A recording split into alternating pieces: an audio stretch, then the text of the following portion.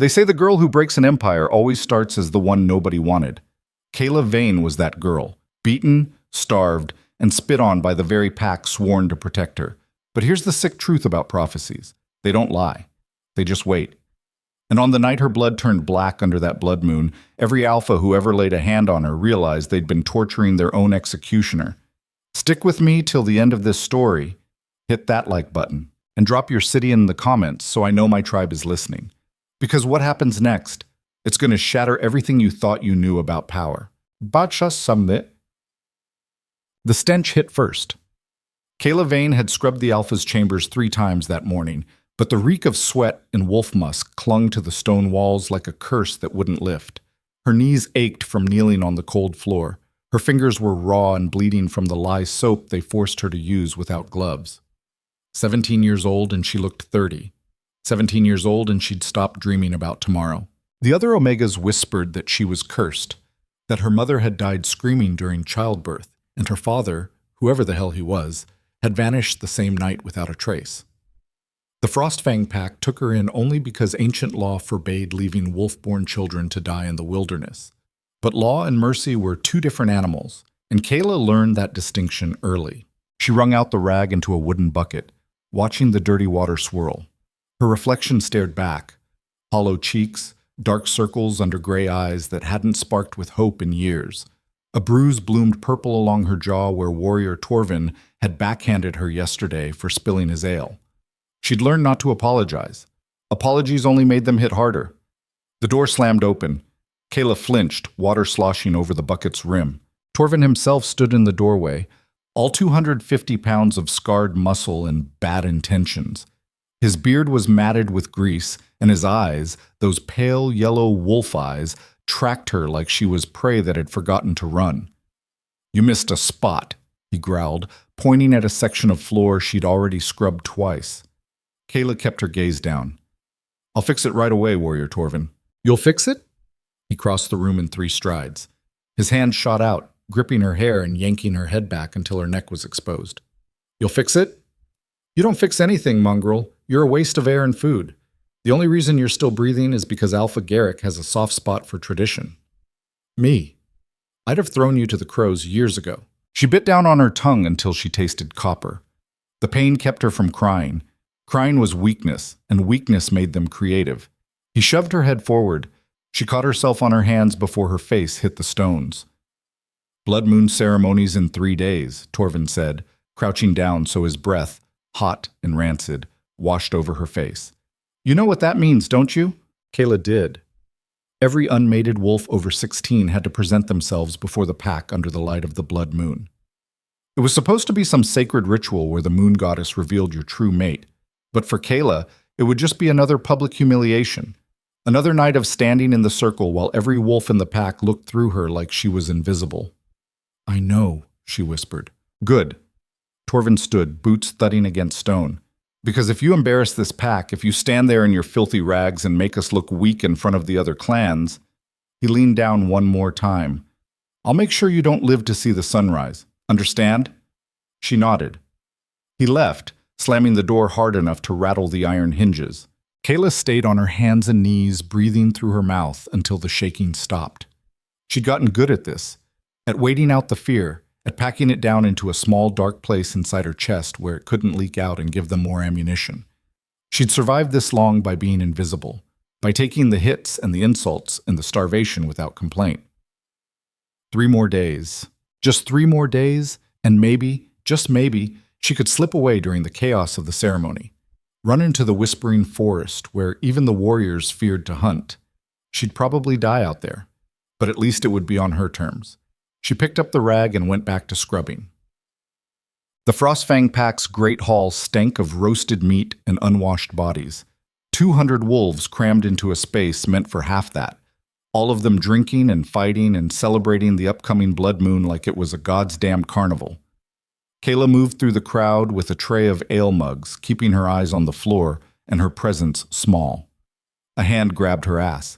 She kept walking. Another hand shoved her shoulder hard enough to make her stumble. Ale sloshed over the tray. Laughter erupted from a table of young warriors. "Clumsy bitch," one of them shouted. "Can't even walk straight." Kayla set down the tray and used her sleeve to wipe up the spill. Her hands didn't shake anymore. Somewhere along the way, she'd burned through shame and landed in a numb gray place where nothing they did could touch her. Alpha Garrick sat at the head table on a throne carved from black oak. He was old, 60 winters at least, but still massive, his shoulders broad enough to block out the firelight behind him. Scars crisscrossed his face like a map of old wars. His hair, once black, had gone steel gray. He watched the hall with eyes that missed nothing. Next to him sat his son. Beta Kale Frostfang was everything Kayla wasn't. Tall, strong, handsome in that cruel way that made people forgive him for being a bastard. He had his father's dark hair and his mother's ice blue eyes. Every unmated female in the pack would throw themselves at him during the blood moon ceremony, hoping the moon goddess would bless them with his claim. Kayla had learned to avoid him. Kyle didn't hit like Torvin did. His cruelty was colder, more surgical. He knew exactly what to say to make you feel like dirt without ever raising his voice. She refilled mugs at a corner table, trying to stay out of sight. Well, well.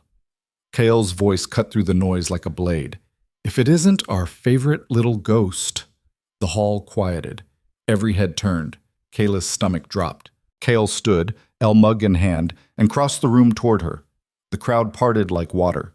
He stopped 3 feet away, looking down at her with that smile, the one that never reached his eyes. You know, he said conversationally, I've been thinking about you lately. Someone laughed. The sound was ugly. I've been thinking, Kale continued, about how pathetic it is that you're still here. 17 years of taking up space, eating food that should go to real wolves, and what have you contributed? Nothing. You're not strong enough to fight. Not smart enough to heal, not pretty enough to even serve as a decent bed warmer. Heat crawled up Kayla's neck. She kept her gaze locked on his boots. Look at me when I'm talking to you. She lifted her head, met those ice blue eyes, and saw nothing behind them. No malice, no anger, just emptiness. You're going to stand in that circle in 3 days, Kyle said softly, and the moon goddess is going to look right through you, because you're not worth claiming. You're not even worth killing. You're just nothing. The hall erupted in laughter and jeers. Kayla stood there, tray clutched in her white-knuckled hands, and took it. Because that's what she did. That's what she'd always done. Kale leaned in close enough that only she could hear his next words. I hope you try to run, he whispered. I really do. Because then I'll get to hunt you down and make it hurt. He straightened, raised his mug to the crowd, and walked back to his father's side. The noise resumed. The moment passed. Kayla finished her rounds and escaped to the kitchens, where she could finally breathe. Tack. She slept in a storage room off the kitchens, a space barely large enough for the thin straw pallet she'd claimed years ago. No window, no heat except what leaked through the walls from the ovens. But it was hers. The only place in the entire pack where she could close a door and pretend she didn't exist. Kayla lay on her back, staring at the ceiling beams and counting her breaths, a meditation technique she'd taught herself. Inhale for 4 counts, hold for 4, exhale for 4. It kept the panic manageable. Tomorrow she'd need to steal food. Not much, just enough for 3 days in the forest. Some dried meat, maybe a loaf of bread if the cooks weren't watching. She'd need warmer clothes too. The Whispering Forest was cold even in summer, and winter was coming early this year. She'd die out there. The thought didn't scare her as much as it should have. Better to die free than live like this. A sound jolted her awake, low and rhythmic, like distant thunder. Kayla sat up, heart hammering. The room was still dark, which meant dawn hadn't broken yet. She pressed her ear to the door. Drums. The ceremonial drums that only played during important pack gatherings. Why would they be playing now? The blood moon ceremony wasn't for 2 more nights. She cracked the door open and slipped into the kitchens. Empty. The ovens were cold. Beyond the kitchens, she could hear voices, lots of them, all coming from the great hall. Something was wrong. Kayla crept through the corridors, keeping to the shadows. The voices grew louder, angrier. She recognized Alpha Garrick's rumble, and beneath it, other voices she didn't know. Visitors. Important ones, judging by the tension crackling through the air. She found a servant's alcove near the great hall entrance, a narrow gap between 2 stone pillars where she could see without being seen. The hall was packed, but these weren't Frostfang wolves. These were warriors from other packs, their colors and insignias marking them as representatives from across the entire Alpha Kingdom. At least a dozen different clans, all standing before Alpha Garrick's throne, with expressions ranging from grim to murderous. And at the center of them stood a man who made every other wolf in the room look small. He was tall, easily 6.5 feet, with shoulders that strained against his black leather armor. His hair was long and dark, pulled back from a face that looked like it had been carved from granite and bad intentions. Scars ran down the left side of his face, twisting his mouth into a permanent sneer. His eyes were gold, not yellow like most wolves, but pure molten gold that seemed to burn with their own light. The Alpha Prince, Draven Thorn. Kayla had never seen him in person, but every wolf in the kingdom knew his reputation. Son of the Alpha King, commander of the Royal Guard. They called him the Blood Prince because he'd personally executed more rebels, rogues, and traitors than any warrior in history. He was ruthless, efficient, and utterly loyal to his father's throne. And right now he was staring directly at Alpha Garrick like he wanted to rip out his throat. "You received the summons 3 weeks ago," Draven said. His voice was deep, controlled, but with an edge that promised violence. Every pack in the Northern Territories was ordered to report any irregularities, birth defects, strange markings, unusual behavior during transformations. "Did you comply with that order, Alpha Garrick?" Garrick's jaw clenched. "We have nothing to report, Prince Draven. My pack is clean." "Clean?" Draven smiled, and it was the most terrifying thing Kayla had ever seen. "You know what the penalty is for harboring the black blood, don't you? Not just for the creature itself, but for anyone who protects it." The room went silent. Kayla's breath caught. Black blood. She'd heard the term before, whispered in stories meant to scare children. An ancient prophecy about a werewolf born with cursed blood who would rise up and destroy the Alpha Kingdom. Every generation, paranoid kings had hunted anyone who seemed even slightly different, convinced the prophecy was about to come true. But that was just a story, a myth, wasn't it? "The royal seers had a vision," Draven continued, pacing in front of the throne like a predator circling prey. "The Black Blood Werewolf has been born. It's alive. Right now. Somewhere in the Northern Territories. And when the blood moon rises in 2 nights, it will reveal itself." One of the visiting alphas stepped forward, a woman with gray-streaked hair and cold eyes. "My scouts have swept every village in our territory, Prince Draven. If this creature exists, it's not hiding among my pack." "Mine either," another alpha said. Draven stopped pacing. He turned to face them all, and Kayla saw something flicker across his face. Not fear exactly, but something close to it. "Then we search again," he said quietly. "Every orphan, every omega, every wolf who doesn't fit.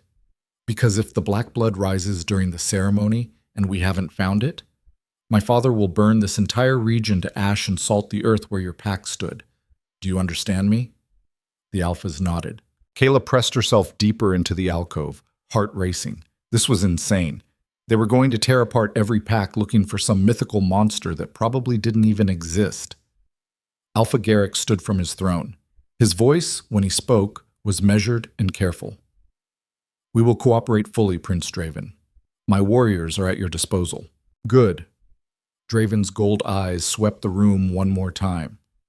"Because if I find out any of you are hiding something..." He let the threat hang in the air, unfinished, and all the more terrifying for it. The meeting broke up. Alphas filed out, their warriors following. Draven remained, speaking quietly with Garrick. Kayla knew she should leave, should get back to her room before someone noticed she was missing. But something kept her frozen in place. Draven's gaze suddenly shifted, locked onto her hiding spot. Those gold eyes pinned her like a butterfly to a board. Kayla's blood turned to ice. She couldn't move, couldn't breathe. He'd seen her. Somehow, through the shadows and the crowd, he'd seen her. But then Alpha Garrick said something, and Draven's attention snapped back. The moment broke. Kayla fled. She ran through the corridors, her bare feet slapping against stone, not caring about the noise. She burst into her storage room and slammed the door, pressing her back against it as if that thin piece of wood could protect her from what she'd just witnessed. They were hunting someone. Hunting something. And in 2 nights, during the blood moon ceremony, they expected it to reveal itself. Kayla slid down to sit on the floor, hugging her knees to her chest. This changed everything. She couldn't run during the ceremony now, not with the entire Alpha Kingdom watching. She'd be caught before she made it to the forest. She was trapped. Isht. The next 2 days passed in a blur of preparation and panic. The Frostfang Pack territory transformed into an armed camp. Warriors from a dozen different clans set up tents outside the Great Hall. Patrols ran constant sweeps through the village. And everywhere Kayla looked, she saw eyes, watching, assessing, hunting. She kept her head down and did her work. Scrubbed floors, hauled water, served meals to warriors who looked at her like she was a potential threat instead of just a punching bag. The shift in energy was subtle but unmistakable. Fear had infected the pack like a disease. On the morning of the blood moon, Kayla was summoned to the Alpha's private chambers. She climbed the stone stairs with dread pooling in her stomach. Alpha Garrick never called for her directly. This couldn't be good. The chamber door was open. Inside, Garrick stood by the window, his broad back to her. Kale lounged in a chair nearby, cleaning his nails with a knife. "You wanted to see me, Alpha?" Kayla kept her voice steady. Garrick turned. His expression was unreadable. "Tonight, every wolf in this pack will stand before the blood moon, including you." "I understand, Alpha. Do you?" He crossed the room, stopping directly in front of her. "Because I'm not sure you do. Prince Draven is looking for something. An anomaly. A monster hiding in plain sight. And if anything at all, goes wrong during the ceremony, he's going to tear this pack apart looking for it." Kayla's mouth went dry. "I'll be careful, Alpha." "You'll be more than careful." Garrick's hand shot out, gripping her chin and forcing her to meet his eyes. "You'll be invisible. You'll stand in that circle, you'll let the moon goddess pass over you like she always does, and then you'll disappear back into whatever hole you crawled out of. If you draw attention to yourself, if you cause even a whisper of trouble, I'll let Torvin do what he's been begging to do for years. Understand?" She nodded as much as his grip would allow. He released her. "Get out." Kayla fled. The blood moon rose at dusk. Kayla had never seen anything like it. The moon hung huge and red in the sky, casting everything in a crimson light that made the world look like it was bleeding. The pack gathered in the ceremonial clearing, a massive circle of ancient stones that had stood longer than anyone could remember. 200 Frostfang wolves formed an inner ring. Beyond them, warriors from every visiting pack created a second ring, watching. And at the north point of the circle, on a raised platform, sat the Alpha Prince himself. Draven Thorn looked even more terrifying in the moonlight. His gold eyes reflected the red glow, making him look inhuman, predatory. Next to him stood a woman in white robes, a seer, judging by the silver medallion around her neck. Alpha Garrick raised his hand for silence. "Tonight we gather under the sacred blood moon," he called out, his voice carrying across the clearing. "Tonight the moon goddess will reveal bonds, strengthen our pack, and remind us of the power that flows through our blood. Let the ceremony begin." One by one, unmated wolves stepped into the center of the circle. Kayla watched from her place near the back. She'd been given a clean tunic, still plain, still threadbare, but at least it didn't smell like the kitchen's. Her hair was pulled back in a simple braid. She looked exactly like what she was, forgettable. The ceremony proceeded smoothly. Young warriors stepped forward, and occasionally the seer would nod, indicating that the moon goddess had blessed a potential mate bond. The crowd would cheer, the couple would embrace. It was all very traditional and boring. Then Kyle stepped into the circle. The energy shifted immediately. Every unmated female in the pack straightened, hope blazing in their eyes. Kale stood in the center, bathed in red moonlight, looking like some kind of dark god. The seer closed her eyes. Her lips moved in silent prayer. The crowd held its breath. The seer's eyes snapped open. "No bond," she announced. "The moon goddess has not chosen a mate for Kale Frostfang this night." Disappointment rippled through the crowd, but Kyle just shrugged and walked back to his father's side. He'd expected it, probably planned it. Men like him didn't let gods choose their mates. They took what they wanted when they wanted it. More wolves cycled through. More blessings. More cheers. And then Kayla heard her name. Kayla Vane. Her legs moved on their own, carrying her toward the center of the circle. She could feel every eye on her, feel the weight of their contempt and curiosity. She stepped into the moonlight and stood there, arms at her sides, trying to be as small and invisible as possible. The seer approached. Up close, she was ancient, skin like parchment, eyes milky white. She raised her hands, palms facing Kayla, and began to chant. The words were old, older than the pack, older than the kingdom itself. Kayla closed her eyes and waited for it to be over. The seer's chanting stopped. Kayla opened her eyes. The old woman was staring at her, not through her, not past her, at her, and her expression had gone from serene to horrified. "No," the seer whispered. The crowd stirred. "No," the seer said again, louder this time. She stumbled backward, pointing at Kayla with a shaking finger. "No, not her, not this one. Goddess, preserve us, not this one." Kayla's heart started racing. What was happening? Alpha Garrick stepped forward. "What is it? What do you see?"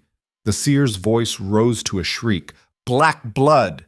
She carries the black blood!"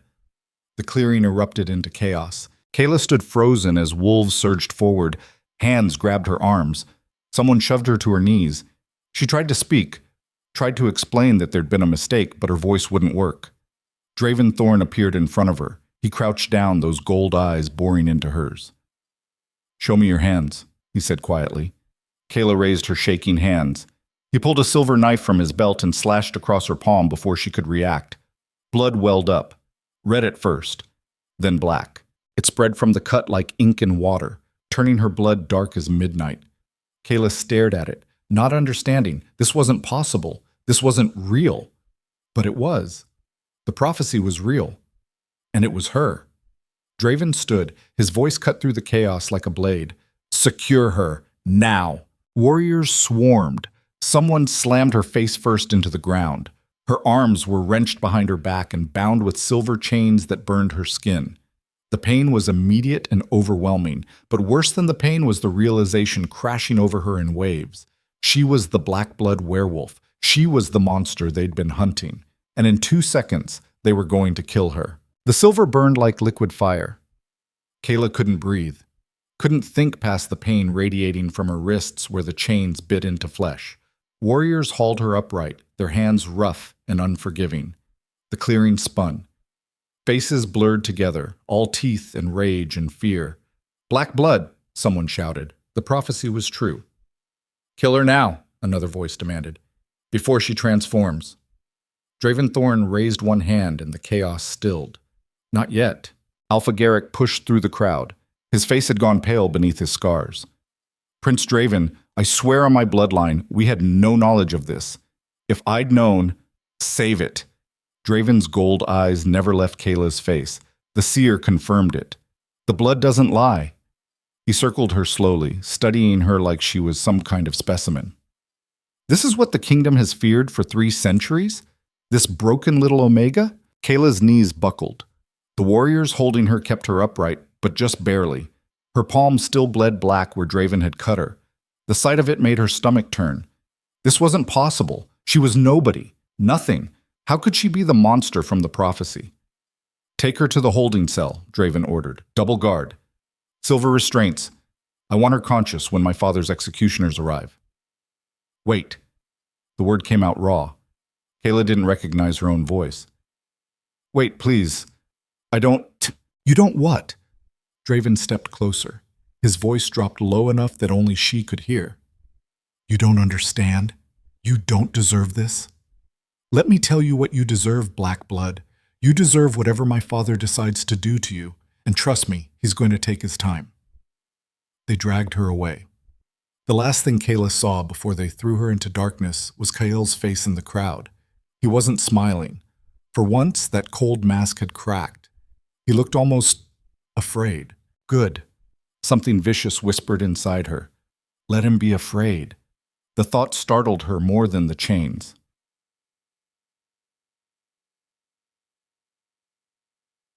The holding cell was a stone box, 6 feet on each side. No window, no light except what leaked under the iron door. They'd chained her to the wall, arms spread wide, silver links burning constantly against her skin. She'd lost track of time, hours maybe, could have been days. Her body hurt everywhere. But worse than the physical pain was the gnawing terror that had taken root in her chest. She was going to die. Not quickly either. The stories about what the Alpha King did to threats against his throne were legend. Public executions that lasted for days. Torture designed to make an example. She tried to tell herself she'd already been dead anyway, that this was just a different ending to the same story, but her body didn't believe it. Her body wanted to live with an urgency that bordered on panic. The door scraped open. Kayla flinched, expecting guards, expecting Draven with more questions or violence. Instead, the seer shuffled inside. Up close, in the dim light, she looked even more ancient. Her white robes dragged on the filthy floor. Those milky eyes found Kayla despite their blindness. "Do you know what you are, child?" Kayla's voice came out hoarse. "A monster." "No." The seer moved closer. Her gnarled hands reached out, touching Kayla's face with surprising gentleness. "Not a monster. A reckoning." "I don't understand." The seer's fingers traced the line of Kayla's jaw, her cheekbones, her forehead, as if memorizing the shape of her. 300 years ago, the first Alpha King slaughtered an entire bloodline to build his throne. The Ancient Ones, werewolves who lived before the kingdoms, before the clans, before your kind forgot what you truly were. He killed them all, men, women, children, burned their forests, salted their lands, and took their power for himself. Kayla's breath caught. "That's not in any history I've heard, because the kings erased it." The seer's hands dropped. But the moon goddess does not forget. She does not forgive. And every few generations she plants a seed, a child born of the ancient blood, a weapon to destroy what was built on genocide. "You're saying I'm that weapon?" "I'm saying you were always going to be." The seer turned toward the door. The prophecy was never a warning, child. It was a promise. What you do with that promise is up to you. She left before Kayla could respond. Alone in the darkness, Kayla tested the chains. The silver burned, but beneath the pain, something else stirred. A heat that had nothing to do with fever. It started in her chest and spread outward, following her veins like molten metal. Her black blood hummed. And for the first time in her life, Kayla felt something besides fear. She felt rage.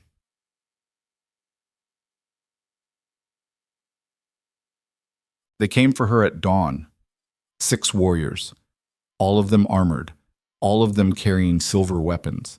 They unchained her from the wall, but kept her wrists bound. Her legs barely held her weight, but they didn't care. They dragged her through corridors and out into morning light that felt like knives after the darkness. The entire pack had assembled in the courtyard. Hundreds of wolves, all pressed together, all silent, waiting. A wooden platform had been erected overnight. On it stood a metal frame designed for one purpose: public torture. Kayla's stomach dropped. They weren't taking her to the capital. They were doing this here, now. Draven stood on the platform. Next to him, Alpha Garrick, and beside them both, a figure in black leather armor decorated with the royal crest. One of the king's executioners. The warrior's face was hidden behind a silver mask shaped like a snarling wolf. In his hands, he held instruments that made Kayla's knees go weak. Blades, brands, things with teeth. They forced her onto the platform and strapped her to the frame. Her arms were pulled taut above her head. Her feet barely touched the wood. Draven addressed the crowd. "By order of King Aldrich Thorn, ruler of the Alpha Kingdom and chosen of the Moon Goddess, this creature will be questioned and then executed. If any wolf here harbored knowledge of her true nature and stayed silent, step forward now. The king is merciful to those who confess." No one moved. Draven waited a full minute. "Very well." He nodded to the executioner. "Begin." The first cut wasn't deep. Just enough to open the skin across her shoulder blade. Just enough to make her gasp. The second cut was deeper. By the 5th, Kayla was screaming. The executioner worked with professional efficiency. No wasted movement. No emotion. He carved into her flesh like she was meat. And maybe that's all she was. Maybe that's all she'd ever been. Between cuts, Draven asked questions. "When did you first know what you were?" Kayla sobbed. I swear, I didn't know." Another cut. Deeper. "Who helped you hide your nature?" No one, please. No one knew. The executioner heated a brand in a brazier that glowed red, pressed it against her ribs.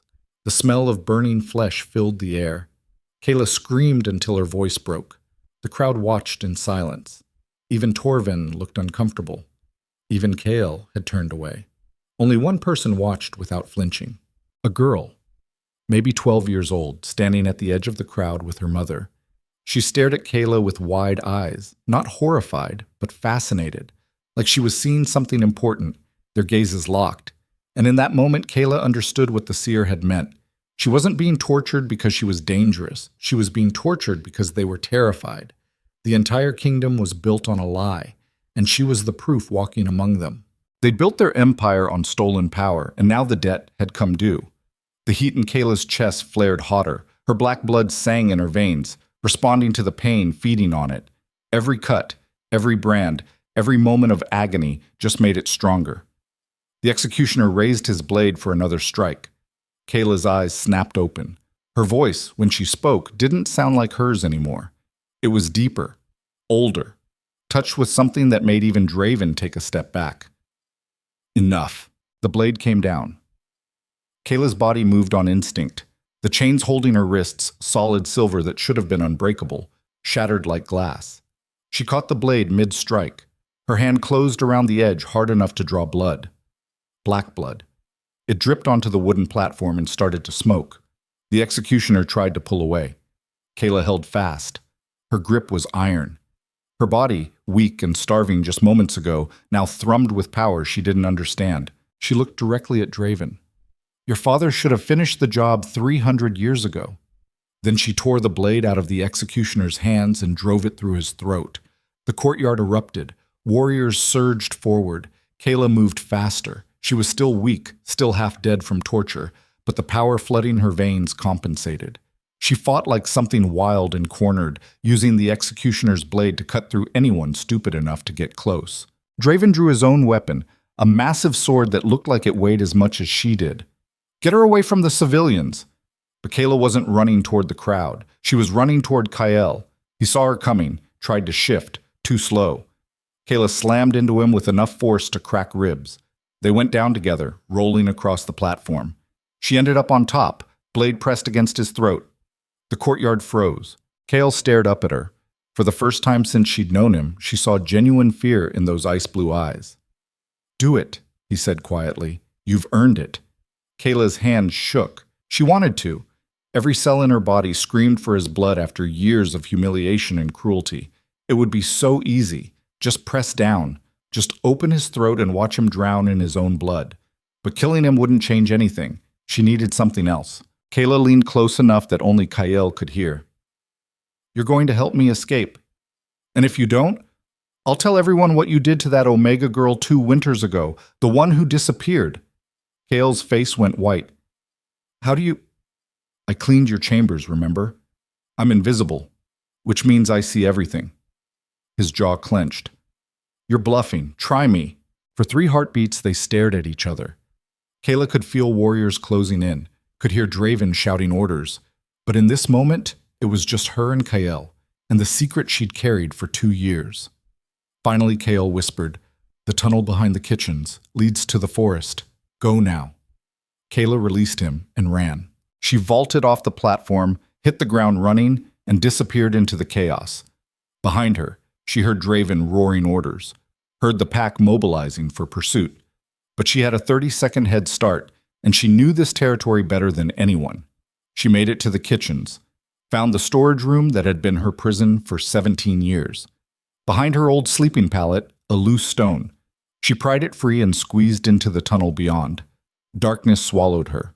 Kayla crawled through the narrow passage, ignoring the pain screaming through her tortured body. Her blood dripped behind her, leaving a trail.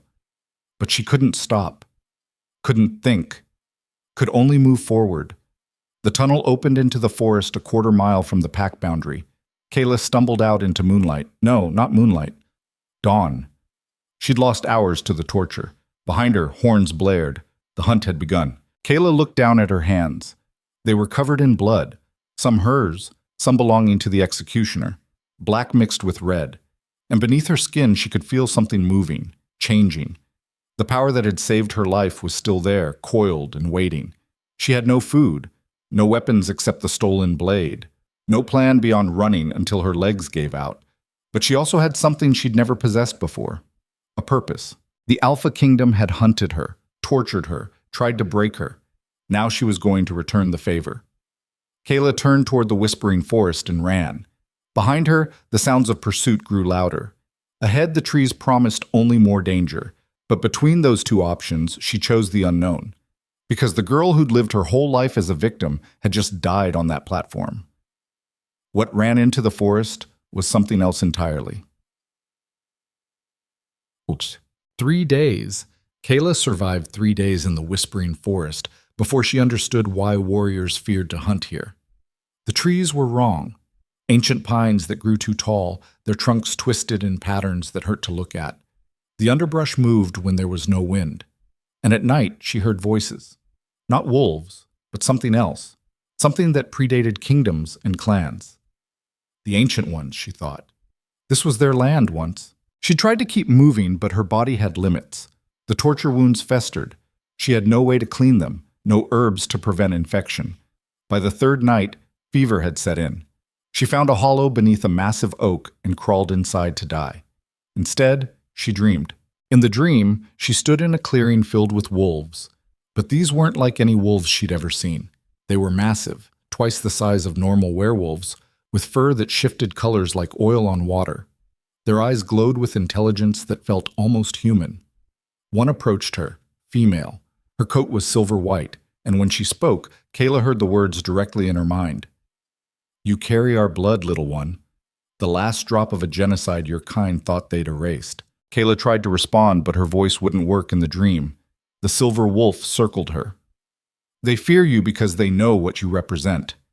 Judgment, balance, the scales finally tipping after 3 centuries of injustice." "I don't want to destroy anything," Kayla managed. "I just want to live." The wolf stopped in front of her. "Then you misunderstand your purpose. You don't exist to destroy the world, child. You exist to destroy the corruption poisoning it. The difference matters." "How? How am I supposed to do that?" The wolf's eyes blazed brighter. "By surviving. By refusing to be the victim they tried to make you. By embracing what you are instead of running from it." Other wolves approached. They surrounded Kayla in a circle, their presence overwhelming. She could feel their power pressing against her skin like a physical force. "The transformation will hurt," the silver wolf said. "Your body was not meant to hold this much power. But if you accept it, if you stop fighting what's already inside you, the pain will pass. And if I don't accept it, then you'll die here, alone and forgotten, just like they wanted." The dream shifted. Suddenly, Kayla stood in the ruins of a great city. Stone buildings crumbled around her. Bodies littered the streets, wolves, all of them, with their throats torn out. And standing in the center of the carnage was a figure in black armor, the first Alpha King. He turned to look at her. His face was hidden behind a wolf skull helmet, but his voice carried clearly. "Your ancestors were weak. They refused to evolve, refused to claim their rightful place as apex predators. So I gave them what they deserved. You slaughtered children," Kayla said. "Families. I built an empire." The king stepped closer. "And my descendants will do whatever it takes to protect that empire, even if it means hunting down every last drop of ancient blood. Then they'll have to catch me first." The king laughed. "Oh, they will. My son is relentless. He'll chase you to the ends of the earth if that's what it takes. Let him try." The dream shattered. Kayla woke gasping, her body soaked in sweat. The fever had broken, and beneath her skin she could feel something fundamental had changed. Her wounds had started to close. Not healed, but healing faster than should be possible. She crawled out of the hollow and stood on shaking legs. The forest felt different now, less hostile, almost welcoming. Kayla looked down at her hands. In the moonlight filtering through the trees, she could see black veins spreading beneath her skin. Not like infection, like roots. She was changing. The prophecy wasn't something that would happen. It was happening, right now, inside her body. And she had a choice. She could keep running, keep trying to be invisible, keep living in fear, or she could embrace what the seer had called her, a reckoning. Kayla closed her eyes and reached for that coiled power in her chest. It responded immediately, flooding through her veins like liquid lightning. Pain followed, excruciating, bone-deep agony that made her want to scream. But she'd screamed enough. This time, she gritted her teeth and held on. Her body began to shift. Bones cracked and reformed. Muscles tore and rebuilt themselves stronger. Her senses sharpened until she could hear heartbeats a mile away, could smell the patrol of warriors hunting her 3 valleys over. When the transformation finally stopped, Kayla opened her eyes. The world looked different, sharper, more alive. She raised her hand and watched black claws extend from her fingertips. Not silver like normal werewolves. Black, like obsidian. A sound reached her ears, voices, warriors, close. Kayla smiled. It wasn't a kind expression. They wanted to hunt her? Fine. Let them come. She disappeared into the shadows, moving with a speed and silence that would have been impossible 3 days ago. The warriors never saw her coming. One moment they were tracking her scent. The next, she was among them. She didn't kill them. That would have been too quick, too merciful. Instead, she left them alive but terrified. Disarmed. Broken bones, but nothing fatal. And when they limped back to their clans, they carried a message. The Black Blood was done running. Now she was hunting back.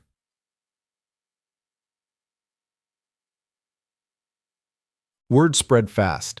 Within a week, every pack in the Northern Territories knew that something had shifted. The creature they'd been hunting had turned predator. Warriors went missing, patrols vanished, and those who survived came back with stories that sounded like nightmares. "She's not natural," one warrior reported to Alpha Garrick. "She moves like smoke, hits like thunder. We had 12 men.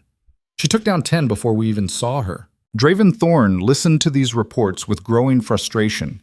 He'd mobilized half the kingdom's warriors to hunt one girl, and they were failing spectacularly. "How is this possible?" Alpha Garrick demanded during a war council. "She's 1 Omega, malnourished, half dead from torture just a week ago. She's not an Omega anymore." Draven studied the map spread across the table. "She's becoming what the prophecy warned about. And every day we don't kill her, she gets stronger." "Then what do you suggest?" Draven's gold eyes lifted. "We stop hunting her pack by pack. We force her to come to us." "How?" "We take what she cares about."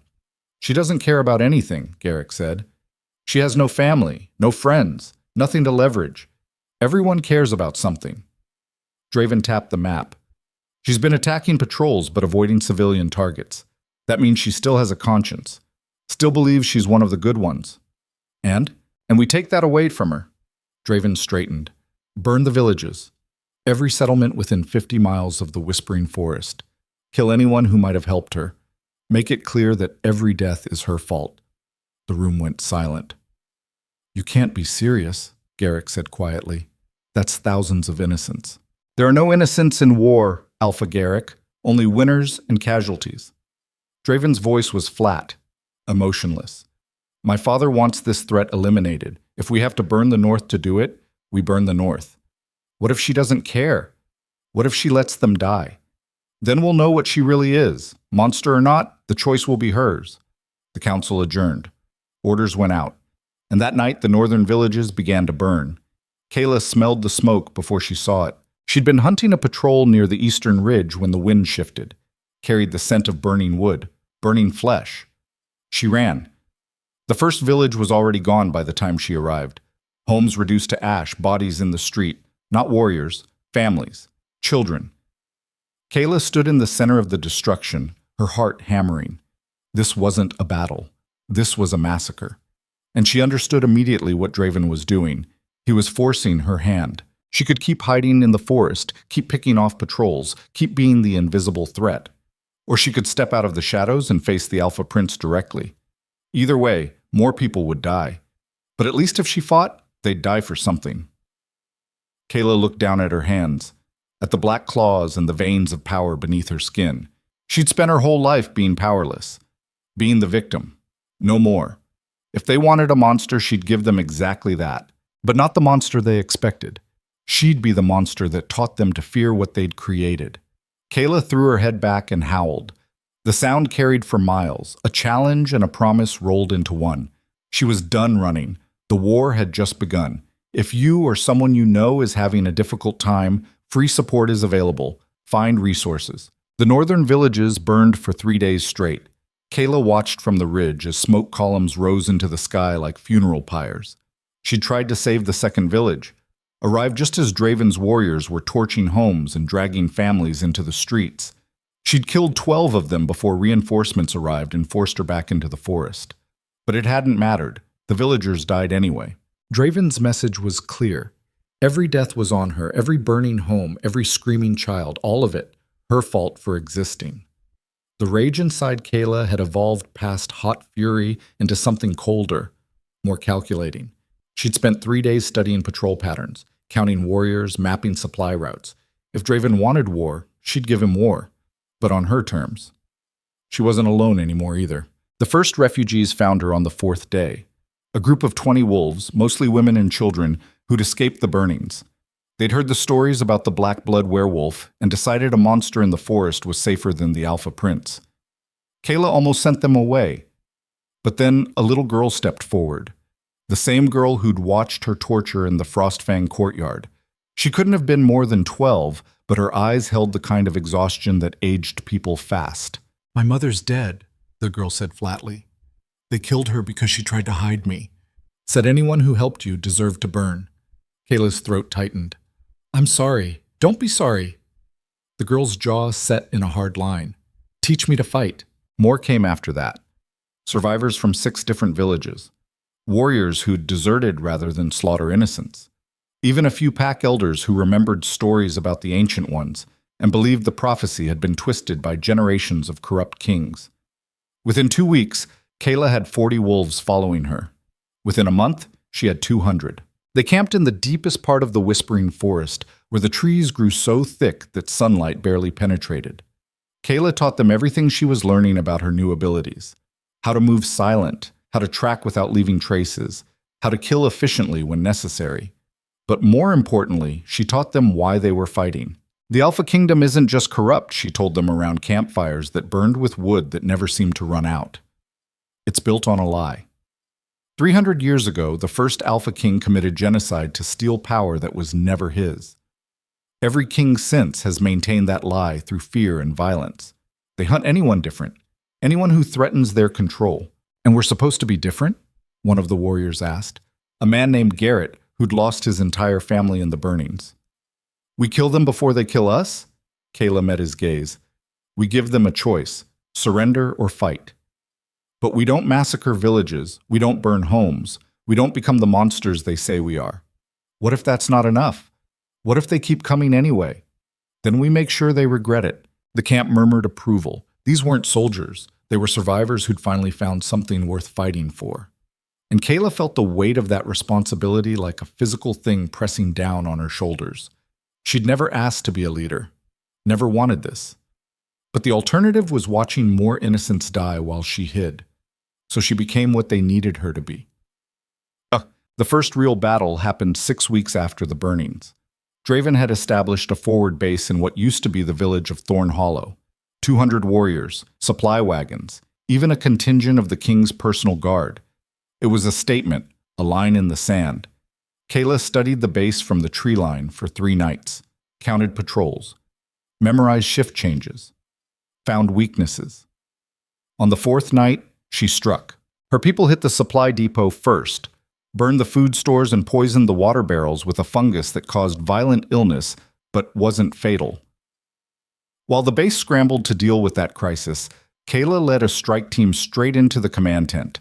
She found Draven bent over a map table, surrounded by his commanders. He looked up as she entered. For a heartbeat, neither of them moved. Then chaos erupted. Warriors drew weapons. Kayla's team engaged them. Steel rang against steel. Blood sprayed across maps and battle plans. Kayla ignored all of it. She had eyes only for Draven. They met in the center of the tent. Draven's sword came down like a falling tree. Kayla dodged, her black claws raking across his armor, hard enough to leave gouges in the metal.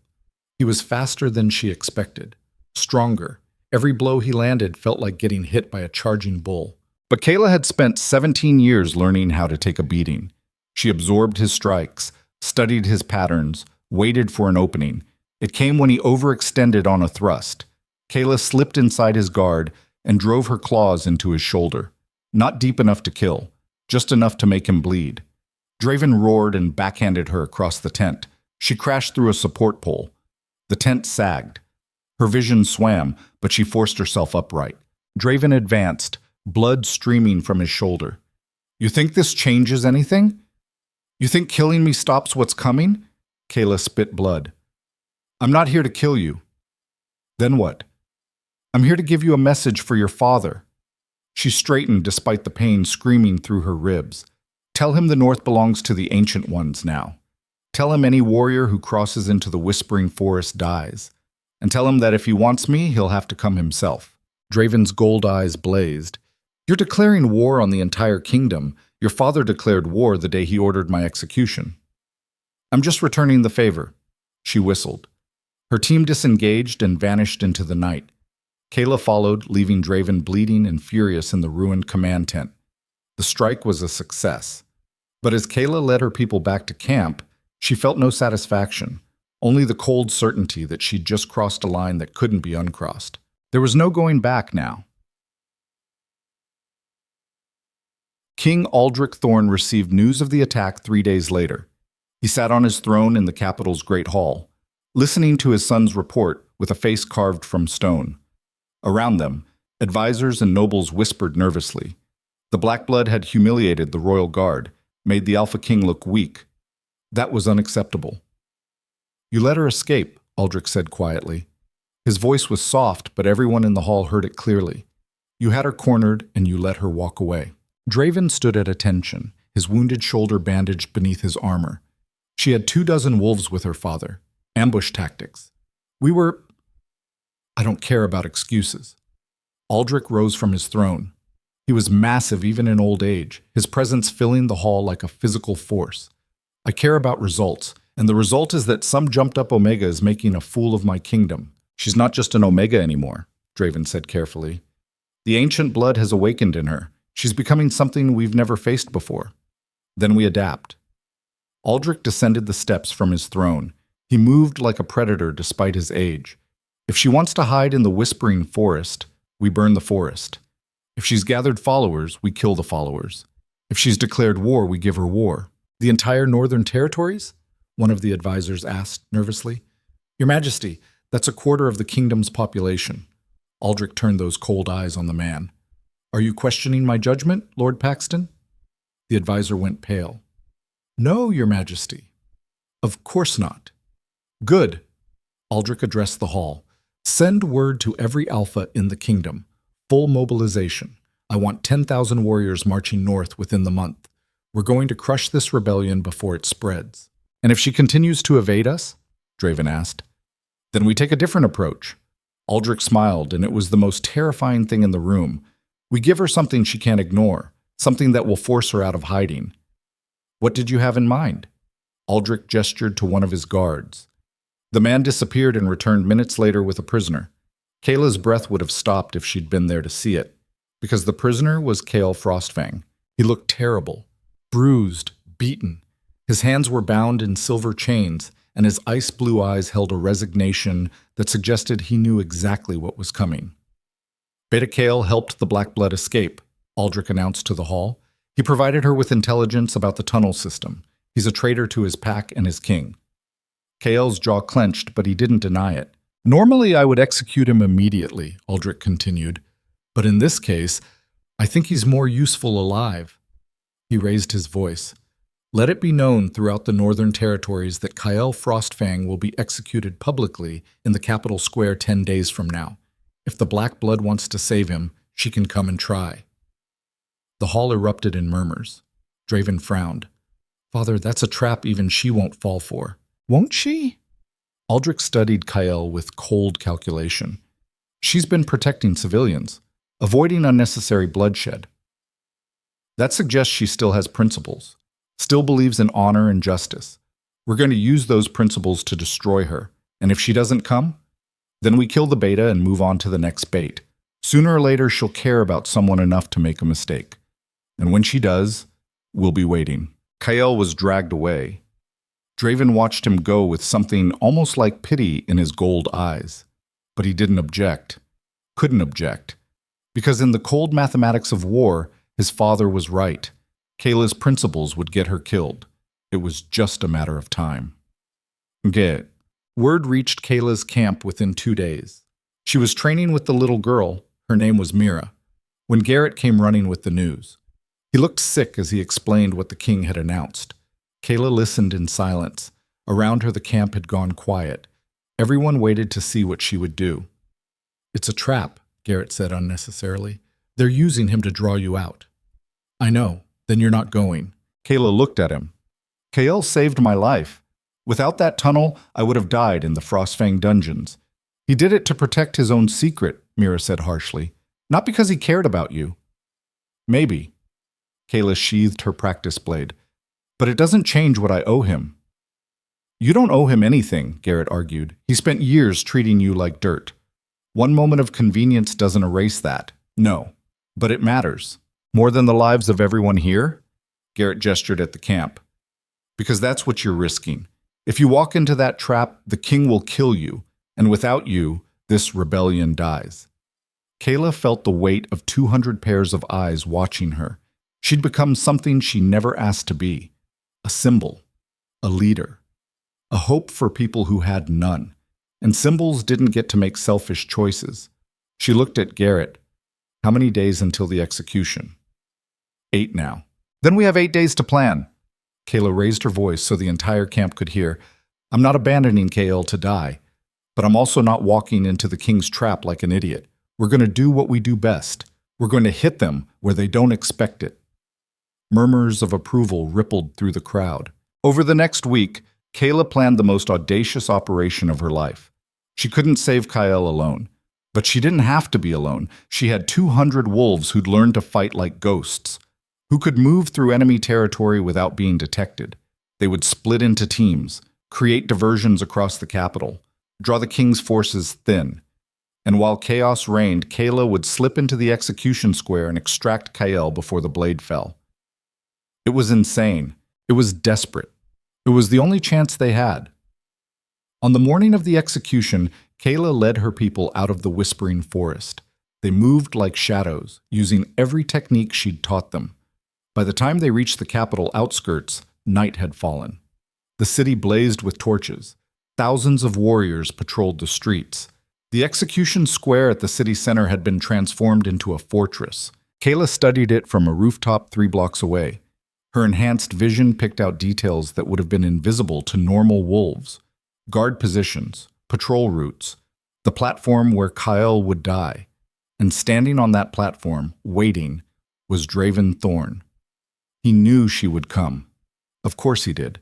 Because despite everything, despite all her power and rage, she was still predictable. Still bound by principles that men like Draven had abandoned long ago. Garrett crouched beside her. "It's not too late to walk away." "Yes, it is," Kayla said softly. "It was too late the moment I decided to be more than a victim." She signaled her teams. They dispersed into the city, moving toward their targets. Warehouses, armories, guard stations. Within minutes, fires would start. Alarms would sound. Chaos would reign. And in that chaos, Kayla would either save Kael or die trying. The first explosion rocked the eastern district, then the second in the west. The city erupted into pandemonium. Kayla dropped from the rooftop and ran toward the execution square. She moved faster than any normal wolf could track, black claws extended, ready for violence. She made it halfway across the square before she realized her mistake. There were no guards rushing to the fires, no warriors abandoning their posts to respond to the attacks. They were all still here, waiting. Kayla skidded to a stop as hundreds of warriors materialized from the shadows. They surrounded the square in concentric rings, weapons drawn, faces grim. And stepping into the torchlight at the center of it all was King Aldrich himself. He looked even more massive in person, ancient and terrible and utterly without mercy. His eyes, the same gold as his son's, fixed on Kayla with the intensity of a predator that had finally cornered its prey. "There you are," he said quietly. The words carried across the silent square. "The Black Blood Werewolf. The monster that was supposed to destroy my kingdom." He gestured, and guards dragged Kael forward. The beta was barely conscious, his face a mask of bruises. But that wasn't what made Kayla's blood run cold. Behind KL, bound and gagged, were 20 wolves from her camp, including Mira. We caught them 3 days ago, Aldrich said conversationally. Did you really think I wouldn't have scouts watching the forest? That I wouldn't track every movement your little rebellion made? Kayla's mind raced. This was impossible. Her people were too well trained, too careful, unless someone had told the king exactly where to look. Her eyes found Garrett in the crowd of prisoners. He wouldn't meet her gaze. The betrayal hit harder than any physical blow. Garrett had been with her from the beginning, one of the first to join, one of her most trusted advisors, and he'd sold them all out. Aldrich saw the realization on her face and smiled. Yes. Disappointing, isn't it? Turns out your loyal follower was my spy all along. He's been feeding me intelligence for weeks. Every plan, every movement, every weakness. Why? Kayla's voice came out raw. Garrett finally looked up. His expression was apologetic but firm. Because you were going to get everyone killed. You're not a leader, Kayla. You're a scared girl playing soldier. The king offered amnesty for anyone who helped bring you in. Full pardons. Protection for our families. So you sacrificed 20 people to save yourself. I saved hundreds, Garrett shot back. Everyone in that camp who didn't come tonight? They're safe. The king gave me his word. Aldrich's laugh was cold. Oh, I gave him my word. But words are cheap, aren't they? He nodded to his guards. They executed the prisoners right there, one by one, methodically. Mira was last. She stared at Kayla the whole time, not accusing, just sad. Like she'd expected this.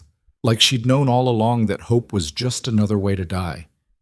Kayla tried to move, tried to save them, but the moment she took a step, crossbow bolts punched into her shoulders, her legs, silver-tipped, burning. She dropped to her knees. Aldrich walked over and crouched in front of her. Now you understand. This is what happens when you fight against the natural order. Your principles get people killed. Your hope burns them alive. You thought you were starting a rebellion? He gripped her chin, forcing her to look at the bodies of her people. You were just giving me an excuse to clean house. Draven appeared at his father's side. What do we do with her? Aldrich studied Kayla for a long moment. Then he smiled. We give her what she wanted. We let her destroy the Alpha Kingdom. Kayla's vision was graying from blood loss, but confusion cut through the pain. What? My kingdom needs a unifying threat, Aldrich said. Something to remind every pack why they need a strong king to protect them. You're going to be that threat. We're going to parade you through every territory. Show them the monster that killed innocents, that burned villages, that started a war that got hundreds killed. I didn't burn villages, Kayla gasped. You did. History is written by victors, child, and I've been winning for a very long time. He stood. Draven hesitated for just a moment before following, and in that hesitation, Kayla saw something she hadn't expected. Doubt. The Alpha Prince had doubts about what his father had become. It was a thin thread, barely visible, but it was there. Aldrich addressed his warriors. Take her to the capital dungeons. Double guard, silver restraints. I want her conscious when we begin the tour. They dragged Kayla away.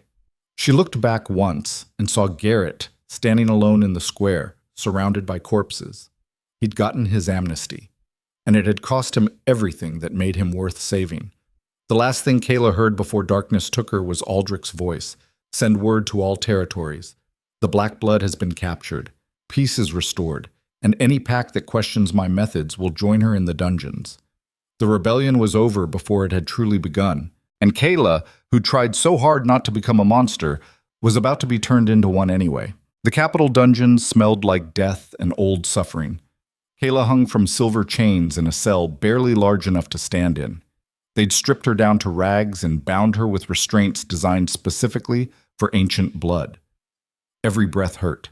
Every heartbeat sent fire through her veins where the silver touched bare skin. 3 days had passed since the execution square. 3 days of silence, except for the distant screams of other prisoners. 3 days to relive every mistake that had led her here. Mira's face haunted her. That look of disappointment right before the blade fell. Not anger, just resignation, like she'd always known hope was a luxury people like them couldn't afford. Kayla had failed them all. The door scraped open. She didn't bother looking up.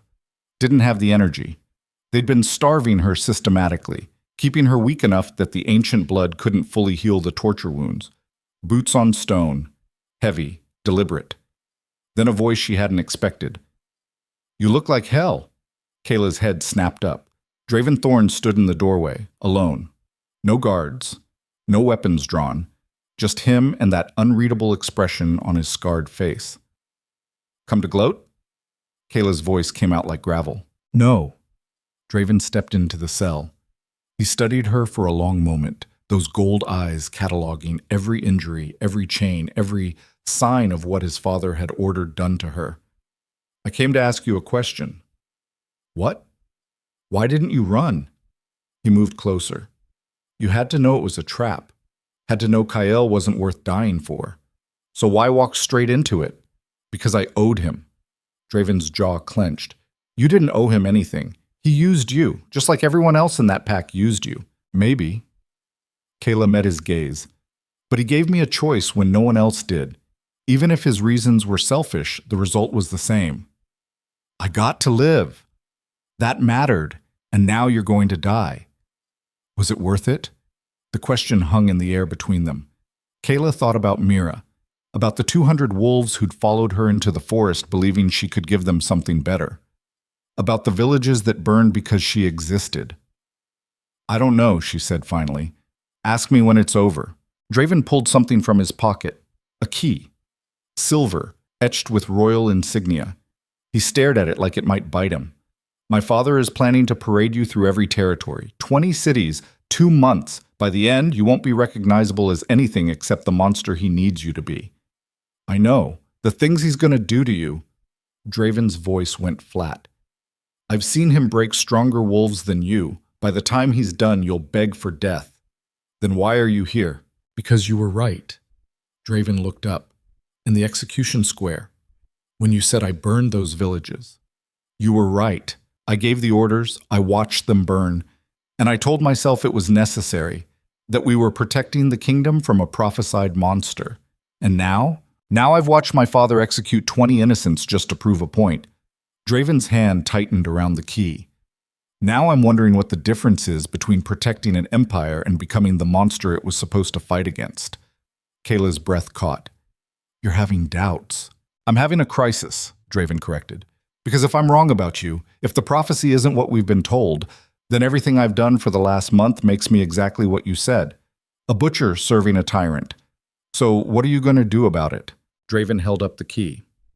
"I'm going to give you a choice. You can stay here and let my father destroy you. Let him parade your broken body through the kingdom as proof that rebellion is pointless.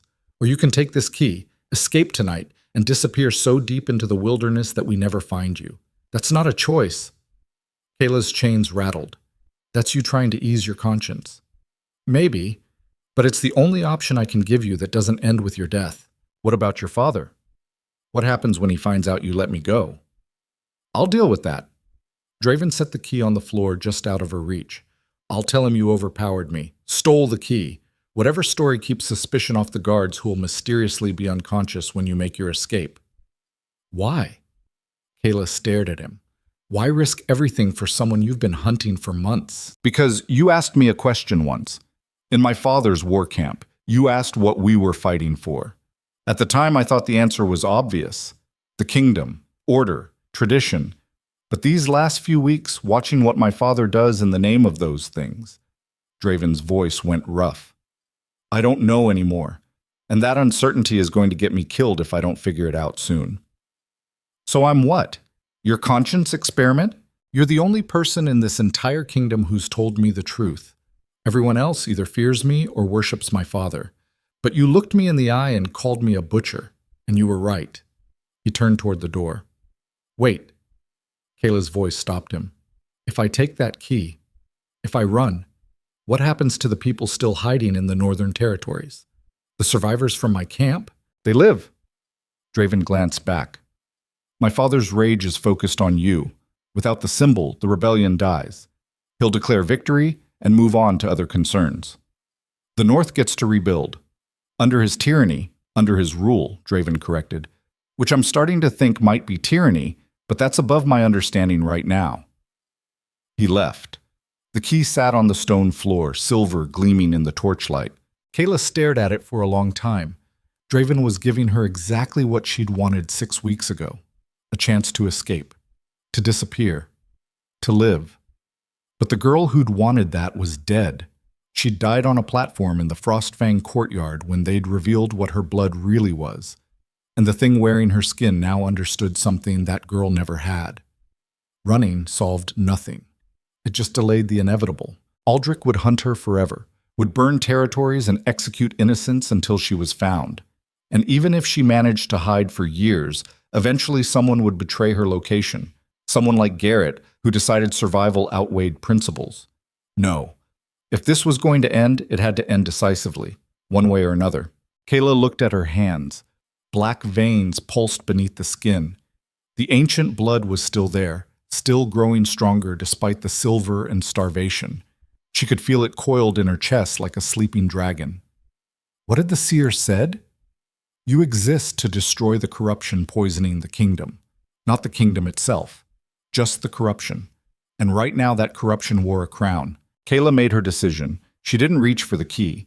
Instead, she closed her eyes and reached for that coiled power inside her, pulled on it, demanded it respond. The ancient blood answered. Pain exploded through her body as the transformation began. But this wasn't like before. This wasn't gradual or controlled. This was violent and absolute and utterly terrifying. Her bones cracked and reformed. Her muscles tore and rebuilt themselves stronger. The silver chains designed to hold any werewolf shattered like glass. Kayla opened her eyes, and the world looked different, sharper, more alive. She could hear heartbeats 3 floors above, could smell the fear sweat of guards stationed outside, could feel the pulse of power thrumming through the very stones of the dungeon. She'd stopped fighting what she was, and in accepting it, she'd become something the Alpha Kingdom had never encountered before. Not just a Black Blood Werewolf, a fully awakened ancient. The cell door exploded outward. Kayla stepped into the corridor and the dungeon erupted into chaos. Bolkid. Draven was halfway to his chambers when the alarms started screaming. He spun and ran back toward the dungeons. His mind raced through possibilities. She'd taken the key, made a run for it. This was good. This was what he'd wanted. Except the alarms weren't coming from the escape routes. They were coming from inside the palace. Draven burst into the throne room to find his father already armored and gathering warriors. The king looked calm, almost pleased. "She's loose," Aldrich said without preamble. "Your little prisoner just tore through 3 levels of dungeon guards. That's impossible." Draven's blood ran cold. She was starved, chained with silver. There's no way. She transformed. One of the guards who'd survived, barely, was being carried past on a stretcher. His face was white with shock. She transformed into something I've never seen. Bigger than any wolf, black as midnight. Her eyes, he shuddered. Her eyes burned red. "The ancient blood is fully awakened," Aldrich said. His tone was conversational, almost academic. "Fascinating. The legend said it would take months. She did it in days.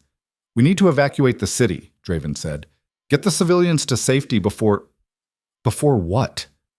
Aldrich raised an eyebrow. "Before she kills them? Son, she's not going for civilians. She's coming here. For me. Then we fortify. Double the guard. Seal the..." "No." Aldrich drew his sword. An enormous thing, black steel etched with silver runes that glowed faintly in the torchlight. "We let her come. We end this tonight. Father, she just killed 30 guards, elite warriors. If she's as powerful as they're saying, then I'll need you by my side." Aldrich's gold eyes locked on his son. "Unless you'd rather stand aside and let her kill me?" The question was a test.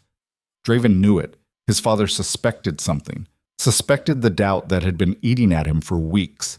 And in that moment, Draven had to choose. Stand with his father and help destroy the only person who'd forced him to question everything he'd been taught, or stand aside and become a traitor to his own blood. The decision should have been easy. It wasn't. Before Draven could answer, the throne room doors exploded inward. Kayla stood in the wreckage. She'd grown, not just in size but in presence. Her body was corded with muscle that rippled beneath skin, marked with black veins that glowed faintly. Her eyes burned crimson, and the claws extending from her hands looked like they could tear through steel. She was magnificent and terrifying in equal measure. Aldrich smiled. "There you are." Kayla's voice came out deeper, layered with something inhuman. "Your reign ends tonight, Aldrich Thorne." Bold words from a prisoner who couldn't even break her chains 3 days ago. "I'm not a prisoner anymore." Kayla stepped into the throne room. With each step, the temperature seemed to drop. "I'm what your ancestors tried to erase, what your bloodline has feared for 3 centuries. I am the reckoning you've been running from. You're a child playing dress-up in stolen power." Aldrich raised his blade.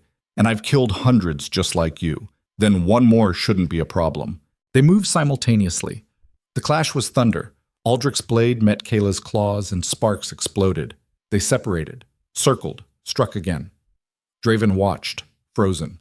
His father fought with the precision of 3 centuries of royal training, every move economical, every strike designed to kill. But Kayla fought like nature itself, wild and unpredictable and utterly relentless.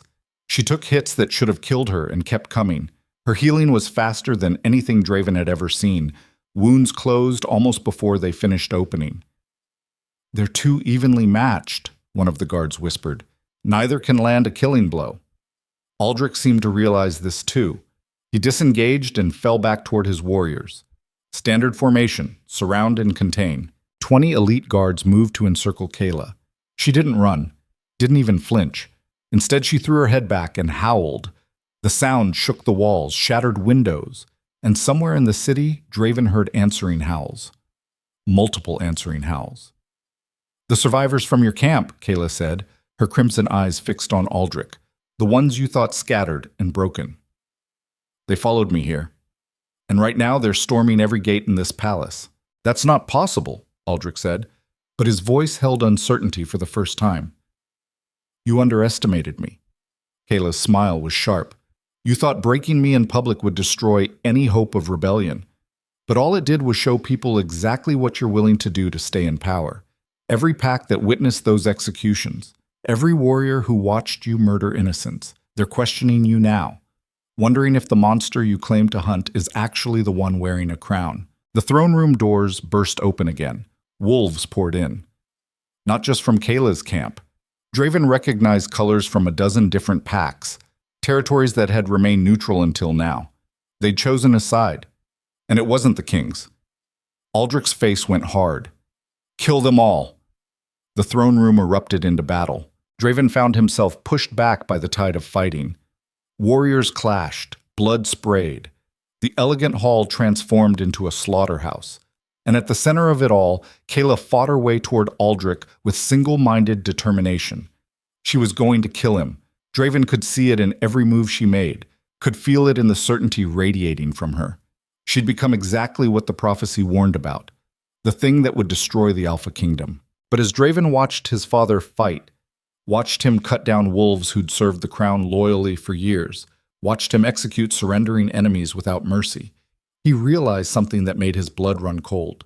The kingdom his father was fighting to preserve wasn't worth saving. It was built on genocide and maintained through fear. Every tradition, every law, every proud bloodline traced back to that first Alpha King who'd slaughtered the Ancient Ones and stolen their power. His entire life had been a lie. A warrior charged at Draven. He blocked on instinct, disarmed the man, could have killed him, but didn't, just knocked him unconscious and moved on. He was helping Kayla's forces without consciously deciding to, because somewhere in the last 5 minutes, he'd made his choice. Kayla reached Aldrich. They clashed again. This time, Kayla was faster, stronger. She'd been holding back before, testing him, learning his patterns. Now she unleashed everything. Her claws raked across Aldrich's armor, tearing through metal like paper. Drew blood. The king roared and swung his blade in a wide arc that should have taken her head off. Kayla ducked under it and drove her claws into his chest. Not deep enough to kill, just enough to make it clear she could. Aldrich staggered back, blood streaming from the wound. Around them, the battle stilled, everyone watching to see what happened next. "Yield," Kayla said. Her voice carried across the sudden silence. "Call off your warriors, surrender the throne." and I'll let you live." Aldrich laughed. Blood bubbled at his lips. "You think this ends with me? Kill me and my son takes the crown. Kill him and another king rises. The system is bigger than any one man. Then I'll tear down the system." Kayla's claws extended further. "Starting with you."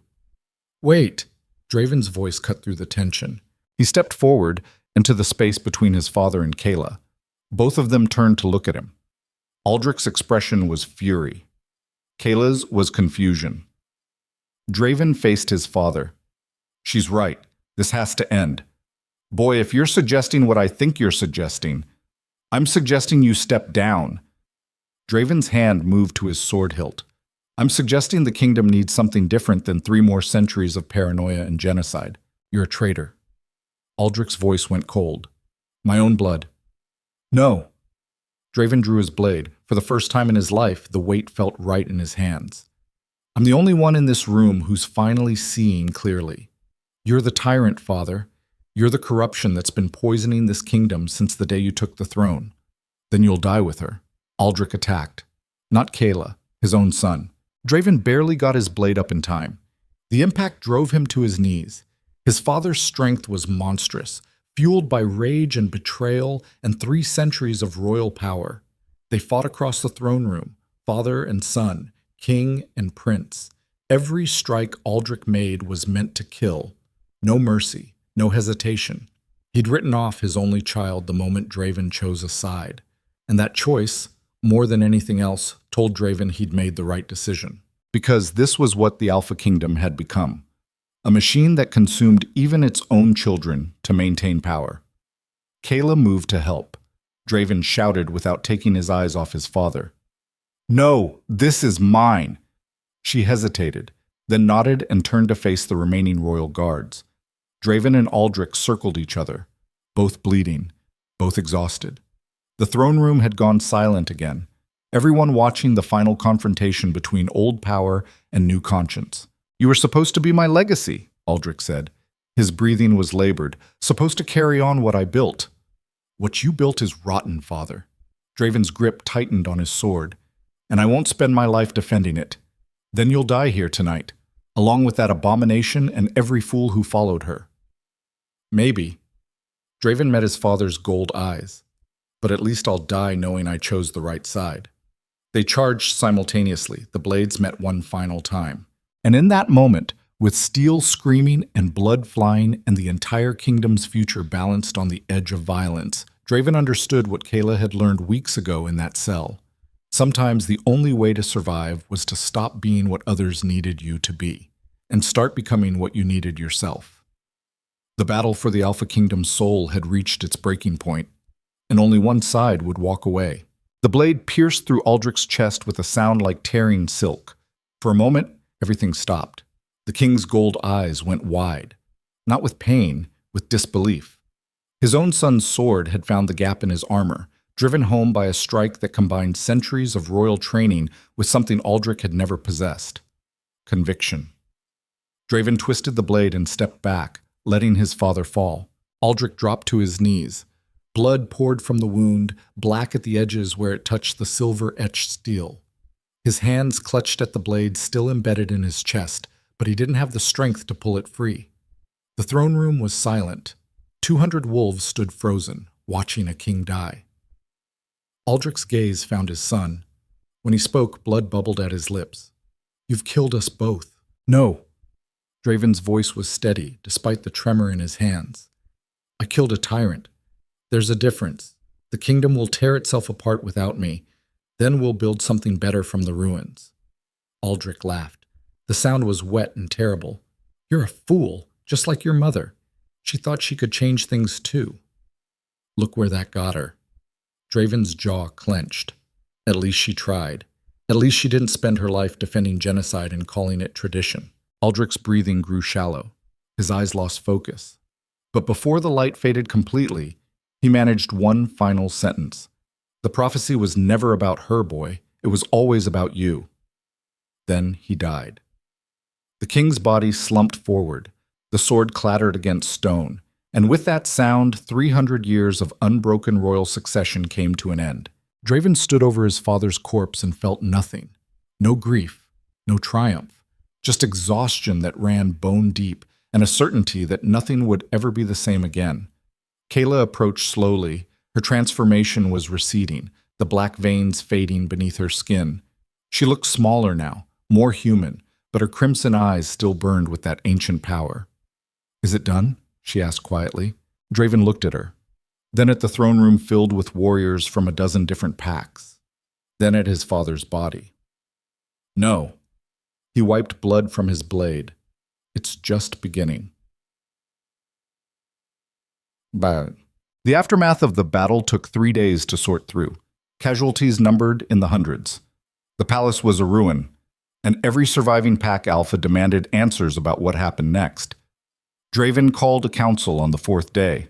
They gathered in what was left of the throne room. The great chair, symbol of royal authority for centuries, sat empty. Draven stood before it but refused to sit. Kayla stood beside him, neither prisoner nor ally. Something undefined that made the alphas nervous. The former prince addressed the assembled leaders without preamble. "My father's reign was built on lies. 300 years ago, the first Alpha King slaughtered an entire race of werewolves and stole their power. Everything we've been taught about the Ancient Ones, that they were monsters, that they threatened our survival, was propaganda designed to justify genocide." The Alphas murmured. Some looked skeptical, others uncomfortable. Alpha Garrick of the Frostfang Pack spoke up. "Even if that's true, what does it change? The Ancient Ones are gone. We can't undo the past." "No." Draven's voice was hard. "But we can stop perpetuating it. We can stop hunting anyone born different. We can stop burning villages because we're afraid of a prophecy our ancestors twisted to maintain control." "You want us to just forget 3 centuries of tradition?" another Alpha challenged. "Abandon everything our bloodlines built? I want you to decide whether those traditions are worth defending." Draven gestured to the ruined throne room. "Look around. This is what defending them cost. Hundreds dead. The capital in ruins. And for what? To kill one girl who never asked to be born with ancient blood? That girl destroyed half the northern territories," someone shouted. "No!" Kayla's voice cut through the noise. "Your king did. I fought back. There's a difference. You started a rebellion. I survived. You call it rebellion because I refused to die quietly. But all I did was defend myself and the people you were slaughtering to get to me." The room erupted into argument, alphas shouting over each other, accusations flying, ancient grudges surfacing. Draven watched it all with growing certainty that words alone wouldn't fix this. The kingdom was fracturing, had been fracturing for years, held together only by fear of Aldrich's brutality. Now that fear was gone, and nothing had replaced it. He caught Kayla's eye. She nodded slightly, understanding what he was thinking. Draven raised his hand. The noise died down. "Here's what's going to happen." He spoke with the authority of someone who'd commanded armies, even if he no longer believed in the cause he'd fought for. "The old system is dead. No more Alpha King. No more royal bloodline dictating policy to every pack in the kingdom." "Then who rules?" Alpha Garrick demanded. "You do?" "All of you." Draven looked at each alpha in turn. "Every pack governs itself, makes its own laws, chooses its own leaders. The only requirement is that you stop hunting people for their bloodline. Stop burning villages that harbor refugees. Stop perpetuating the cycle that led us here." "That's chaos," someone protested. "Without central authority, the packs will go to war with each other." "Maybe." Draven's expression was grim. "But that's your choice to make. You can work together to build something better, or you can tear each other apart fighting over the scraps of an empire that should have died centuries ago." "And what about you?" Alpha Garrick's eyes were sharp. "What about the royal bloodline? You're Aldrich's heir. The throne is yours by right." "I don't want it." Draven's voice was flat. "I've spent my entire life serving a lie. I'm done. The kingdom can govern itself or burn. Either way, I won't be the one holding the crown." The alphas looked at each other. Some seemed relieved, others suspicious, but none of them argued, because deep down, they all knew the truth. The old system had been dying for years. Aldrich's death just made it official. "What about her?" One of the alphas pointed at Kayla. "The Black Blood. The prophecy says she'll destroy the kingdom." "She already did," Draven said. "She destroyed the corrupt version of it. What you build to replace it is up to you." He turned and walked out of the throne room without waiting for a response. Kayla followed. Maj. They found themselves on the palace walls as dawn broke over the capital. The city below was slowly coming back to life. Markets reopening, families returning to homes they'd fled during the battle. It looked almost normal if you ignored the burned sections and the mass graves being dug outside the city limits. Kayla leaned against the stone battlements. Her body ached. The transformation had taken more out of her than she'd expected. The ancient blood was quiet now, dormant but still present, still waiting. "What are you going to do?" Draven asked. His voice was tired. He'd aged a decade in the last week. "I don't know." Kayla watched the sunrise paint the sky in shades of red and gold. "I spent 17 years just trying to survive, then the last few months trying to fight back. I never thought past that. You could stay, help rebuild." Kayla laughed. It was a bitter sound. "I'm the monster that haunted their nightmares for 3 centuries. Every time they look at me, they'll remember what I am, what I did to get here. You defended yourself. I killed hundreds of warriors, burned supply depots, led a rebellion that ended with a king's death." She turned to look at him. "You think people are going to forget that just because you said the old system was corrupt?" "No." Draven's jaw clenched. "But you deserve better than running for the rest of your life." "Maybe I do." Kayla's gaze returned to the horizon. "But what I deserve and what I'll get are 2 different things. They always have been." They stood in silence for a while. 2 people who'd been on opposite sides of a war neither of them fully understood until it was almost too late. Finally, Draven spoke again. "I'm sorry. For everything. For hunting you. For the villages. For not questioning my father sooner. I know it doesn't change anything, but I need you to hear it." Kayla studied his profile. The scars. The exhaustion etched into every line of his face. The weight of choices he'd carry for the rest of his life. "You're trying to be better than what you were. That's more than most people manage." She hesitated. "I'm sorry too. For the warriors I killed, for forcing you to choose between your father and your conscience. That's a burden no one should carry. I made my choice. I'll live with it. Will you, though?" Kayla's voice was soft. "Or will it eat you alive the way guilt has eaten me since Mira died?" Draven's hands tightened on the stone. "I think about it every day, every face, every name. The people who died because I followed orders without questioning them." He took a shaky breath. "I'll never be free of that. But maybe that's the point. Maybe carrying it is how I make sure I never become what my father was. That's a heavy weight to carry alone." "Then it's a good thing I won't be alone." Draven glanced at her. "I meant what I said. Stay. Help me figure out what comes next. You understand the cost of this war better than anyone.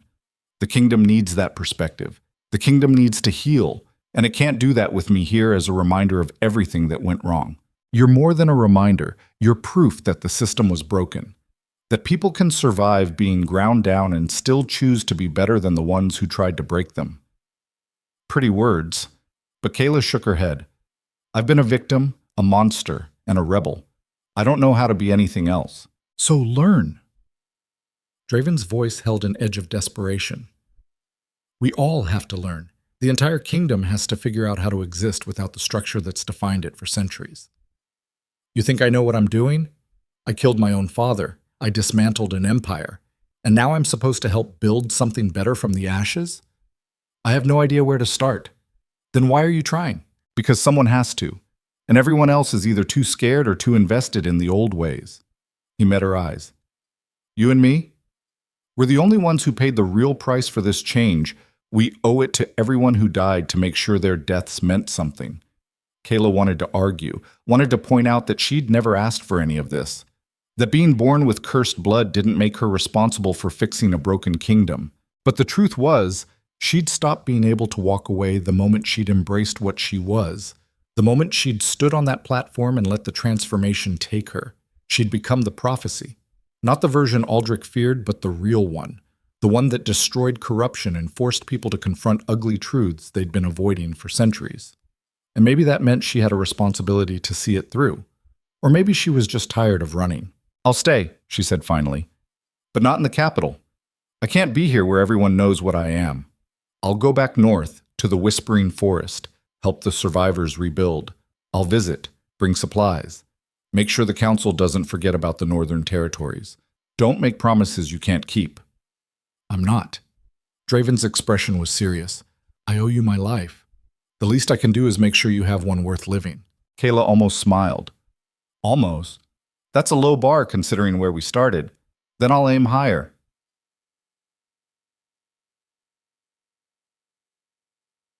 Kayla left the capital a week later. She traveled with 50 wolves, survivors from her camp who had nowhere else to go. They moved through territories that had once hunted them, but now most packs just watched them pass without interference. Word had spread about what happened in the capital, about the king who died and the empire that fell. People were scared, uncertain, but they weren't attacking. It was a start. The whispering forest welcomed them back like old friends. The twisted trees that had seemed hostile months ago now felt protective. The voices Kayla had heard in fever dreams were quiet, but present. The ancient ones were gone, but their land remembered. They built a settlement in the deepest part of the forest, simple structures at first, just enough to survive the coming winter. But as word spread that Kayla's camp was accepting refugees from any pack, any bloodline, the settlement grew. Within 6 months, they had 200 residents.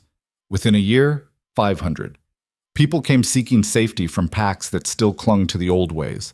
Omegas who'd been abused, wolves born with unusual markings, who feared execution. Even a few warriors who'd deserted rather than participate in atrocities. Kayla didn't turn anyone away. She also didn't lead them. Not the way they expected. She'd learned that lesson the hard way. Instead, she taught them to defend themselves, to hunt, to survive. And then she let them make their own choices about what kind of community they wanted to build. Turns out people were pretty decent when you gave them the chance to be. Draven kept his promise. He visited every few months, bringing supplies and news from the wider kingdom. The Council of Alphas was struggling. Some territories thrived under self-governance. Others descended into petty wars and power struggles. But slowly, painfully slowly, things were stabilizing. New leaders were emerging, ones who remembered the cost of the old system and wanted to build something different. It wouldn't happen overnight. Might take generations to fully heal the wounds Aldrich's reign had inflicted. But it was happening. On one visit, 2 years after the fall, Draven brought unexpected news. "The council voted to formally pardon you," he told Kayla as they walked through the forest settlement. "All charges dropped. You're free to go anywhere in the kingdom without fear of arrest." Kayla raised an eyebrow. "Generous of them to pardon me for surviving." I pointed out the irony. Draven's expression was wry. They weren't amused, but they agreed it was necessary if we want to move forward. "And what about you? What's your status with the council?" "Complicated. I'm technically an advisor, someone they can blame when things go wrong, but who has no official power. It's exhausting and frustrating, and I hate it. But you're still doing it. Someone has to." He looked around at the settlement. "Besides, I've got good examples to follow. People who kept going even when everything told them to quit." Kayla felt something warm in her chest. Not the ancient blood. Something else. Something that felt almost like hope. "You've changed," she observed. "So have you." Draven gestured at the thriving community around them. 2 years ago, you were a terrified girl being tortured in a public square. Now you're building a home for people who have none. That's not nothing. It's not enough either. There are still packs hunting people for their bloodline, still alphas who think strength means brutality. Then we keep working, keep pushing, keep proving there's a better way. Draven's voice was steady. It's not dramatic, it's not fast, but it's how real change happens. When did you become an optimist? Around the same time I realized being cynical was just another excuse not to try. They walked in comfortable silence for a while. Two people who'd been enemies, then reluctant allies, and now something that might eventually become friends. Kayla still carried scars, still woke up sometimes from nightmares about Mira's execution or the village's burning, still felt the ancient blood coiled inside her, waiting for the next crisis. But she also felt something she'd never experienced in her first 17 years of life. Peace. Not the absence of conflict. The world was still broken in too many ways to count. But the kind of peace that came from knowing you'd faced the worst possible version of yourself and chosen to be better. She'd been the victim, the monster, the weapon, the rebel. Now she was just Kayla. building a life that nobody had written prophecies about, making choices that mattered because she decided they did. And maybe that was enough. Maybe that was everything. 5 years after the fall of the Alpha Kingdom, Kayla stood on the ridge overlooking her settlement. It had grown into something she'd never imagined. Not just a refuge, but a real community. They had farms now, schools, a council of their own where everyone got a voice regardless of bloodline or rank. It wasn't perfect. Nothing ever was. But it was theirs. A young girl approached, maybe 7 years old, born in the settlement to parents who'd fled persecution in the Southern Territories. She had unusual eyes, one green, one gold, that would have gotten her killed under the old system. Here, she was just another child. "Miss Kayla?" The girl tugged on her sleeve. "Is it true you fought the Alpha King?" Kayla crouched down to the girl's level. "That was a long time ago. But you won, right? You beat him and made things better?" "I didn't win." Kayla chose her words carefully. "A lot of people died. The kingdom fell apart. It took years for things to get even a little bit better. And we're still working on it." The girl processed this with the seriousness only children could manage. "So the stories aren't true? You're not a hero?" Kayla thought about that, about the choices she'd made, the blood on her hands, the people she'd failed to save. "I'm someone who survived, someone who kept going even when everything told me to quit." She met the girl's mismatched eyes. "And now I'm someone who's trying to make sure other people don't have to go through what I did.